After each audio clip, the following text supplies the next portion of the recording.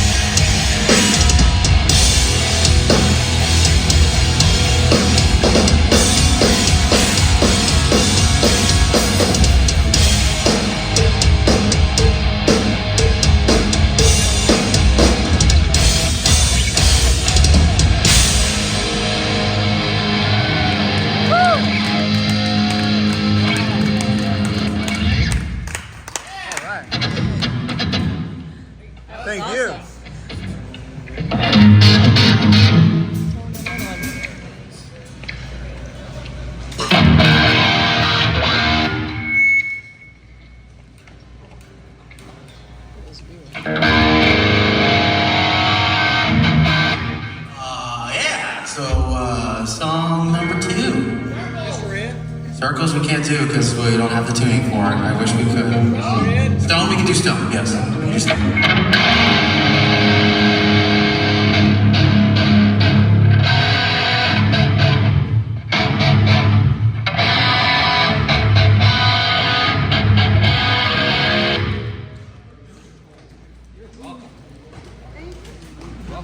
Thank you very much. Cool. Thank you.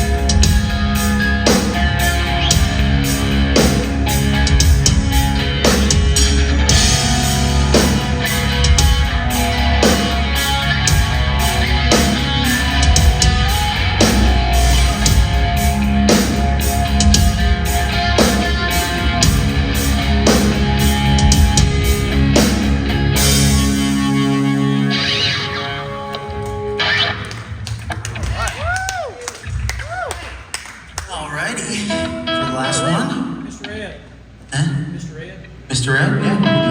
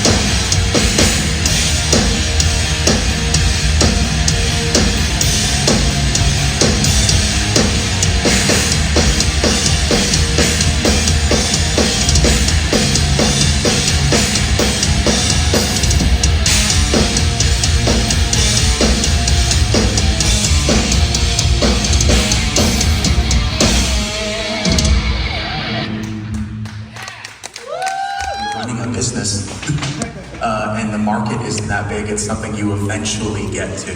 But yeah, absolutely, that is certainly in the pipeline, for sure. Yeah, absolutely. I've got electric Wolfgang. Awesome. Yeah, we will certainly do that eventually when they get. What are some, I'm going to give this to the whole band. What are some words of wisdom for learning how to play like you?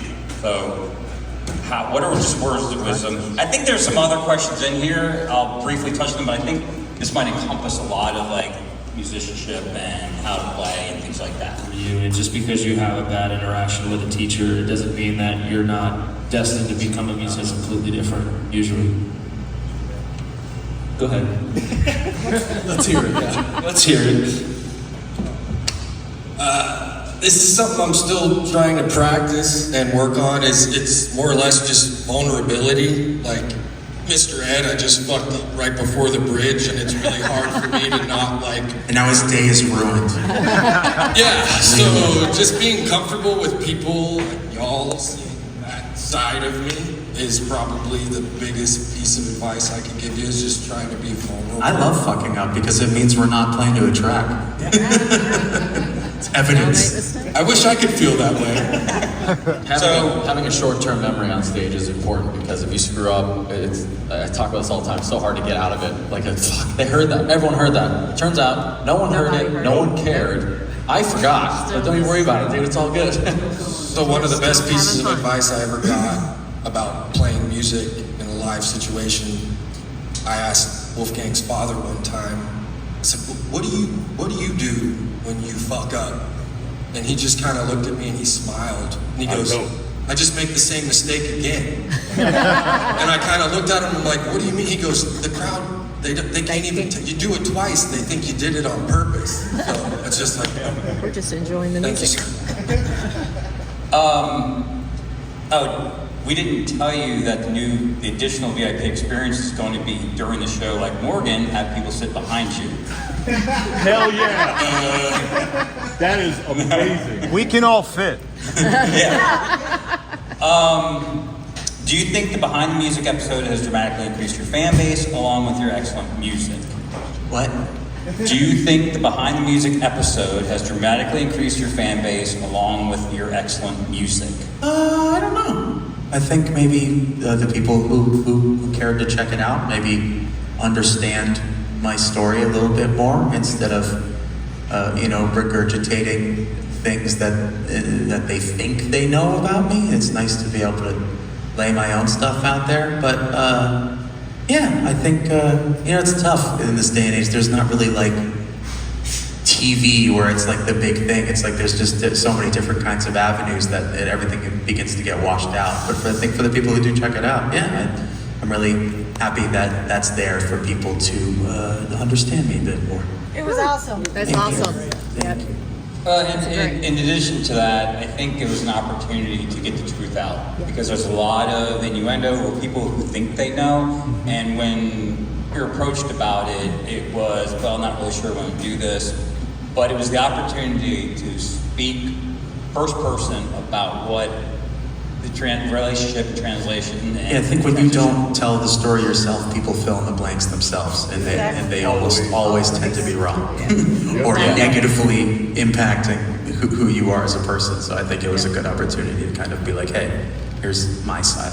Yeah. Beautiful. So it wasn't necessarily increasing the brand or increasing the fans. It was more of like getting that story out. And if increased fans, that's great. We always will love more fans. Oh yeah. What is your songwriting process? Lyrics first or music? Music, and usually melody first. I think that's how you get comfortable melody and sort of meter. Like, there's nothing I hate more than like trying to shove lyrics into something and it becomes very wordy. I think it's important for it to be sort of comfortable and like the vowel sounds to flow properly instead of just trying to fit a bunch of consonants. And it's just, it needs to be comfortable, I think, more than anything. And that's where I come from, the music and melody side of it first. Usually that kind of determines the mood of the song and where the lyrics go. More of a statement. I want to thank you guys for making some of the greatest pieces of music. Keep up your great work. Thank you. Thank you very much. Thank you. What's your favorite Van Halen song that you and your dad played together on or off stage? We really loved playing Chinatown off A Different Kind of Truth. That is one that we kind of just did it for us. Like, we didn't care if people didn't like it. We still played it every time, or during every show, just because it was so fun to do. It's like, I don't care if you guys don't have this album or like this song. We're doing this for us because it's so fun to play. Yeah. I also have I love how you played Light Up the Sky. So Yeah, you ever I made see sure that? it opened with Light Up Yeah. the Sky, like back in the day. Yeah. I tried to fit I can't believe I ended up getting us to play Light Up the Sky, Dirty Movies, In a Simple Rhyme, and Drop Dead Legs in the same set. I thought that was pretty cool. Yeah. Wow, yeah. But I do feel like the funnest or the greatest is when the tapping for Chinatown. Yeah, it's by fun. far. I was It's fucking great. that's where I needed the capo on the bass, and then I throw it to my tech Jim. So sick. Frank, Daniel Dubé said hi or hello. Danielle Dubé from Las Vegas. She said to tell you hello. Tell her I said hello. Now is the time for the penultimate question. Okay, so there we go. Keep on your toes. We'll give you one more chance to do that again if you guys want. Yeah. And What now? And now it is time for the penultimate Ultimate question. question. I liked it better when it just went. So yeah, we're really stupid, and Pat really loves the word penultimate, which is just fancy for second to last. So we do that, I guess. Sorry. I love it. It's fun. You know, I can't have a little fun. Make some fun in the day. So my daughter's a huge fan. Any tips for her learning how to rock? Who wrote that? I'm curious as to, is that like tattoos or like playing an instrument or? Yeah, I mean, just practicing. As long as you love playing and you just want to keep, it's the same thing like with me. I just listened to things I liked and tried to learn how to play them. I remember I was 14 in middle school and I was looking at tabs to learn how to play Chop Suey by System of a Down or any Dumpweed by Liquid A2 or something like that. So it's, you just kind of try to emulate the stuff that you hear. And it's fun. For the last question, how did the "fuck you, Pat" line in the video for Another Celebration come about? I don't know if we can actually talk about that. So Garrett was Real origin. requested to be a irritable drunk man walking into the bar, and I think So natural. I think off the cuff, Pat ad-lib, oh, come on, man. And then that's when you just one time off the cuff went, fuck you, Pat. and then we loved that so much we made sure he did it every time. So none of that was like scripted. Like we just kind of showed up to do a No, video. Garrett totally, we didn't script anything. Garrett just Total improv. He Everything did like you 5 or see 6 takes that were just gold. I walked in, I'm like, what's my inspiration? They're like, you're drunk. Okay. It wasn't really Jaeger, it was coffee, so after like the third or fourth shot of just doing Just straight cold coffee, black you're coffee. just veining it, so. Yeah, it was fun, and it was super nerve-wracking, but it was kind of fun just to kind of be in that world for. That's the funny thing though, is if you can get over your anxiety, his improv shit is so fucking funny. Everything you see in that video is him off the cuff. There's nothing scripted. Which goes back to kind of like the Dave Grohl thing that happened at Rockville on Saturday. And that was all non-scripted. So it's try to have fun, you know? Yeah. Life's too short. All right, time for photo. Thank you guys. Pardon me. Thank you.